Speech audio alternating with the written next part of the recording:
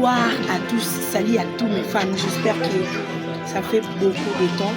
Il y a longtemps tout le monde a raté. Sugar Kabedi, Nazawana. Marambo Pesami, Bana Poto, Bana Priscille, Bana Londres.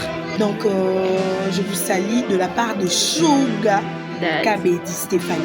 Donc, il n'y a pas nature, Nazawana, Bolananga, toujours, Nazongeli Makam, tout qui toque.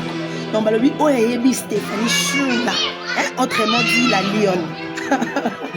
Bazi wapi babi biso na bango mbangu ya kesomo do balobi ba kokate po étape comme niveau ezo mata seko mata babi nazawana na chaîne na biso HK nazawana balobi HK so za posa ya Sugar HK nazawana donc babi libanga na Instagram balobi papa maman wana posa ya lisolo wana posa oyeba nini basala ngo balobi ke on a pour ça conseil maman on a pour ça conseil on a pour ça au conseiller papa ye bandeni ni ola ma papa zala kawana babi Sugar zawana balobi Stéphanie Sugar zoni na base en forme babi mabe tala kana le mabe donc il y a pas nature chaîne HK donc nulle part ailleurs lukanga na HK ozwanga bisous bisous bisous